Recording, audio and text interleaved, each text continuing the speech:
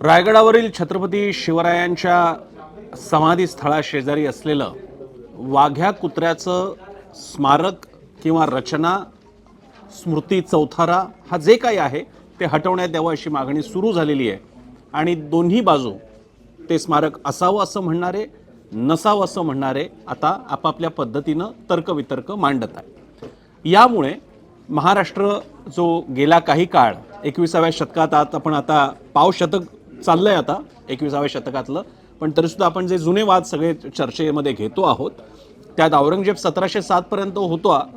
आपण आता जरा आणखी मागे 1707ला औरंगजेब गेला, त्याच्या कबरीचा वाद आता झालेला आहे. आता आपण आणखी मागे जायचंय. छत्रपती शिवरायांच्या मृत्यूनंतरचा काळ आपण आता बघतोय आणि तिथे जी काही कथित यासाठी कारण दोन्हीकडनं दावे प्रतिदावे होत आहेत, जे काही त्या कुत्र्याचं स्मारक आहे, वाघ्या कुत्र्याचं स्मारक आहे, त्याबद्दलची चर्चा सुरू झाली आहे. त्यामुळे आज 21व्या शतकात आणि हा वाद यापूर्वी सुद्धा चर्चा करून झाले, त्यावरती कार्यक्रमही झालेले आहेत. एकदा तर तो पुतळा काढण्यात आला होता जो परत बसवण्यात आला, त्याबद्दल आपण पुन्हा चर्चा करतोय. नमस्कार, मी प्रसन्न जोशी. माझा मुद्दामध्ये आपल्या सगळ्यांचं स्वागत. महाराष्ट्रामध्ये अस्मितांच्या लढाया नव्या नाहीत. म्हणजे आधुनिक काळामध्ये सुद्धा महाराष्ट्रामध्ये इतिहास हा विषय घेऊन अस्मितांच्या वेळोवेळी लढाया झाल्या. याची थोडी स्वातंत्र्यपूर्व काळात जायचं म्हटलं तर छत्रपती शाहू महाराजांचं वेदोक्त प्रकरण असेल, त्याच्यानंतर शिवचरित्र असेल, त्याच्याबद्दलचे विविध प्रकारची व्हर्जन्स तयार करण्यात आली. हिंदुत्ववाद्यांचं शिवचरित्र एका अंगानं जाणारं आहे, विद्रोही मंडळींचं वेगळ्या अंगानं जाणारं आहे. गोविंद पानसरे छत्रपती शिवरायांची एक मांडणी करतात, तर त्याचवेळी शिवचरित्रकार आणि शिवशाहीर बाबासाहेब पुरंदरे यांचे एक छत्रपती शिवरायांचं वर्णन आहे. अशी वेगळ्या प्रकारे आहेत. आणि ही मांडणी हा एक भाग झाला विचारांचा, पण दुसरीकडे त्यातल्या अनेक अशा घटना, व्यक्ती आहेत की ज्याबद्दल चर्चा होत असते. त्याचप्रमाणे शिवरायांच्या कथेमधल्या अनेक घटना या प्रक्षिप्त आहेत असंही मानणारे आहेत आणि त्याचवेळी तो एक महत्त्वाचा भाग आहे शिवचरित्राचा असंही मानणारे आहेत. संत तुकाराम, संत रामदास यांच्या छत्रपती शिवरायांशी झालेल्या भेटीगाठी असतील, त्याच्याबद्दलचे सुद्धा मुद्दे उपस्थित करणारे विषय आहेत. आणि असं करत करत जे अनेक संपूर्ण शिवचरित्र, शिवकाळ, नंतर पुढे उत्तर शिवकाळाच्या नंतर म्हणजे छत्रपती राजाराम असतील किंवा पुढे छत्रपती ताराराणी राणीसाहेब असतील, या सगळ्याच्या विषयानंतर पेशवाई जेव्हा सुरू होते त्याच्यानंतरचा पेशवाईचा काळ असेल, असे अनेक विषय वेळोवेळी चर्चेला आलेले आहेत आणि त्याच्यामधल्या विविध मुद्द्यांना घेऊन विविध प्रकारची मांडणी होते. आता याच्यातला एक मुद्दा आहे, तो आहे वाघ्या कुत्र्याचा. वाघ्या कुत्रा याचं एक शिल्प, एक चबुतरा आहे असा उंच, आणि त्याच्यावरती ते ठेवण्यात आलेला आहे, जो छत्रपती शिवरायांच्या समाधीच्या शेजारी आहे, थोडंसं अंतर राखून बनवण्यात आलेला आहे. रायगडावरती गेलेल्या प्रत्येकाने ते बघितलं असेल शिल्प. आता या बाबतीत इतिहासकारांमध्ये दोन मतप्रवाह आहेत. प्रामुख्यानं आपण जे विरोध करणार आहेत त्यांचं पहिल्यांदा म्हणणं समजून घेऊयात. त्यांचं असं म्हणणं आहे की असं कुठलंही पात्र शिवचरित्रामध्ये येत नाही. म्हणजे ते शिवचरित्र तुम्ही कुणाचंही घ्या, तुम्ही हिंदुत्ववाद्यांचं घ्या, तुम्ही विद्रोही लोकांचं घ्या, कुणाचंही घ्या, पण त्या संपूर्ण शिवचरित्रामध्ये शिवरायांचा जन्म, त्याच्यानंतर त्यांचं सगळं पालन पोषण आणि संगोपन, त्यानंतर त्यांचे तोरणा किल्ल्यापासून सुरू झालेला त्यांचा पराक्रम, या सगळ्यामध्ये आणि नंतर त्यांच्या अंतकाळापर्यंत कुठेही वाघ्या कुत्रा, दैनंदिन काळामध्ये छत्रपती शिवरायांनी त्या कुत्र्यामध्ये, म्हणजे कुत्रा पाळलेला कुत्रा असेल तर मग शिवरायांनी त्याला कधी जवळ बोलवलं किंवा काय, अशा कुठल्याही गोष्टी, किंवा शिवरायांच्या कुटुंबामधला कोणीतरी वाघ्याचा काही संदर्भ देतोय, असं काहीही कधीही आढळलेलं नाही. हा एक मुद्दा मांडला जातोय. त्यामुळे सगळ्यात महत्त्वाचं म्हणजे वाघ्या कुत्र्याचे बाकीचा संदर्भ सोडा, शिवचरित्रात तरी काही दिसतात का, तर तसे ते आढळलेले नाहीत. पुढचा भाग म्हणजे मग आला कुठून वाघ्या कुत्रा, तर त्याबद्दलची माहिती सांगण्यात येते. तर एकतर ती कथित माहिती आहे आणि त्याचा पहिला संदर्भ हा 1905 साली रायगड किल्ल्याचं वर्णन नावाच्या पुस्तकात ची ग गोगटे यांनी केला असा एक सापडतो अर्थ. आता याच्यामध्ये सुद्धा पुन्हा त्यांनी काय लिहिलंय बघावं लागेल. मी ते पुस्तक वाचलेलं नाहीये, पण अनेकदा असे जुने संदर्भ ह्या अनेकदा दंतकथातून येतात. ती दंतकथा असते.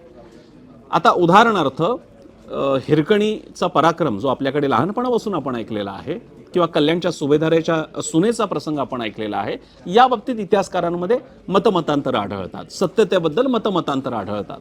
पण जे काही असो, त्यामुळे छत्रपती शिवरायांचं लोकोत्तर युगपुरुष नेतृत्व कसं आहे याची ती सांगणारी एक घटना ठरते. आता या इकडे सुद्धा पुन्हा अशी वाघ्या कुत्रा आणि छत्रपतींच्या शिवरायांच्या काळामध्ये रायगडावरती असा कुठला कुत्रा वावरत होता का, तर एक पुस्तक हे पहिल्यांदा कोणी गोगटे म्हणून त्यांचं पुस्तक आहे.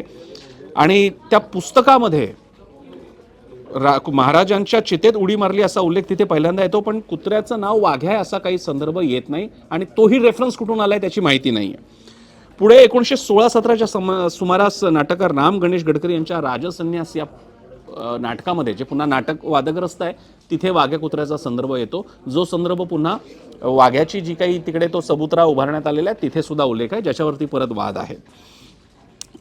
आणि या नंतर जेव्हा जीर्णोद्धार झालं 1926ला, जेव्हा ब्रिटिश सरकारने पुढाकार घेतला होता आणि एक राजा शिवछत्रपती स्मारक समिती होती, त्यांनी जीर्णोद्धार करायचं ठरवलं.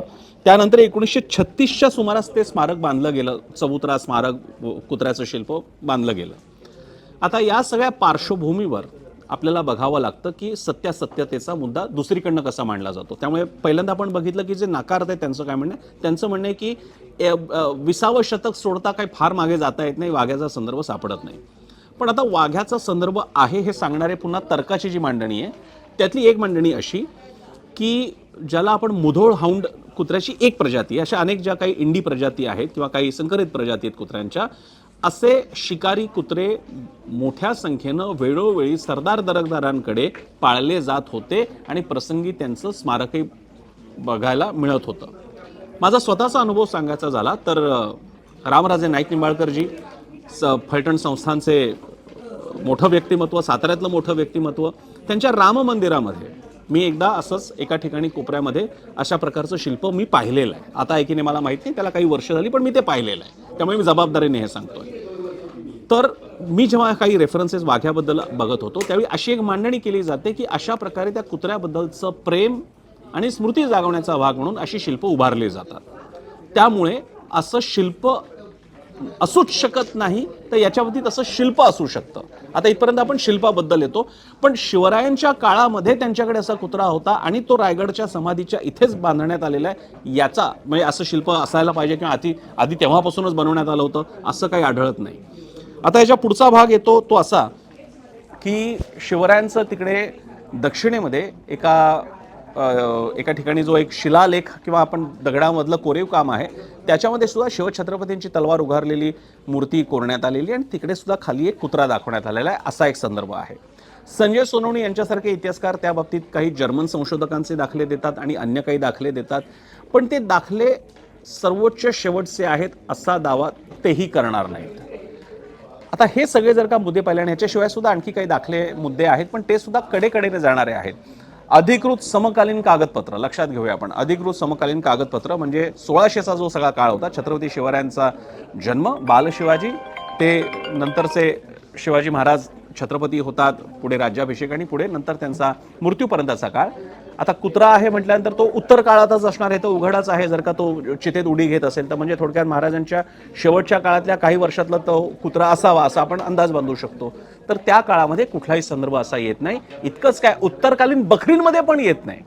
असं मानलं जातं की एक समकालीन संदर्भ असतात, शकावले असतात, रुमाल असतात, जेदे शकावली आपल्याला कल्पना आहे, आणि मग बखरी असतात, त्याही समकालीन किंवा नंतर उत्तरकालीन असू शकतात. तर उत्तरकालीन बखरींमध्ये सुद्धा नाहीये वाघ्याचा संदर्भ. आणि यामुळे वाघ्याचं स्मारक आता पुढचा मुद्दा असा की समजा नसतील संदर्भ, पण काही समजुतींमुळे काही गोष्टी राहतात. सगळ्यांचेच पुरावे असतात असं नाही, पण काही गोष्टी समजुती असतात त्या तिकडे राहतात. आता पुतळा नको म्हणणारे जे आहेत त्यांचं म्हणणं असं आहे की हा महाराजांच्या मोठेपणाला, त्यांच्या छत्रपती शिवराय लोकोत्तर युगपुरुष, राष्ट्रपुरुष, काय जागतिक वंदनीय, विश्ववंदनीय असं शिवछत्रपतींचं स्मारक असताना त्याच्या बाजूला ज्याचं काहीच अधिकृतरित्या माहिती नाही अशा कुत्र्याचं काही असावं का? ते काही महाराजांच्या त्या समाधीला न्यून आणणारं आहे का, कमीपणा आणणारं आहे का, म्हणून ते नसावं असं म्हणणं आहे. काहींचं म्हणणं आहे की हा तो जाणीवपूर्वक केलेला अपमानच आहे, असं सुद्धा म्हणणारे आहेत. दुसरीकडे आज आपण होळकरांची काही प्रतिक्रिया येत आहेत, संजय सोनवणेंसारखे इतिहासकार असतील किंवा ही मंडळी सुद्धा म्हणतात, त्यांचं म्हणणं की नाही, हे सुद्धा एक प्रतीक आहे आणि एक प्रकारे त्याच्यातून तेव्हाच्या होळकर संस्थानाकडनं या स्मारकासाठी काही मदत करण्यात आली होती असाही काही संदर्भ येतो आणि त्यामुळे ते आमच्याही अस्मितेचं प्रतीक आहे. तर या सगळ्या वादामध्ये ते स्मारक अडकलेलं आहे. दुसरी गोष्ट, ते संरक्षित स्मारक होण्याच्या पूर्वीच, कारण इकडे जी संभाजीराजे छत्रपती ज्यांनी हा मुद्दा आता परत एकदा समोर आणलेला आहे, त्यांनी जे अधिकृत पत्र पाठवलेलं आहे त्याच्यामध्ये ते म्हणतात की भारतीय पुरातत्व विभागाच्या धोरणानुसार 100 वर्षांहून अधिक पुरातन असलेली संरचना संरक्षित स्मारक म्हणून गणली जाते. त्यामुळे कुत्र्याच्या या समाधीस 100 वर्ष पूर्ण होण्याच्या पूर्वीच विहित कालमर्यादेत ही रचना हटवणं आवश्यक आहे. नाहीतर त्याला संरक्षण मिळेल आणि मग नंतर ते हटवणं अधिक अवघड होऊन बसेल असा त्यांनी मुद्दा मांडलेला आहे. आता त्याला जे आता सध्या होळकर घराण्याचे प्रतिनिधी आहेत, ज्यांच्याशी माझं आज सकाळी बोलणं सुद्धा झालं होतं, भूषणसिंह होळकर, त्यांनी म्हटलेलं आहे की आमच्या तेव्हाच्या पूर्वजांनी दिलेली देणगी ही शिवस्मारकासाठी होती, पण तरीसुद्धा कुत्र्याचं स्मारक तोडून फोडून टाकावं अशी एकदम टोकाची मागणी करू नये असा एक त्यांनी मुद्दा मांडलेला आहे. आता इथपर्यंत आपण आलेलो आहोत. तर शिवकाळ पाहत असताना तिथल्या अनेक संदर्भांच्या बाबतीत बोलत असताना आपल्याला याचा विचार करावा लागतो. आता हा मुद्दा कसा पुढे जातोय आपल्याला बघावा लागेल, राज्य शासनाला त्याचा विचार करावा लागेल. पण मुद्दा मात्र सध्या आहे तो तुमच्यापर्यंत मांडण्याचा मी हा प्रयत्न केला. तुमच्या काय कमेंट्स आहेत जरूर इकडे तुम्ही लिहा, मला तुमच्या कमेंट्स वाचायला आवडतील.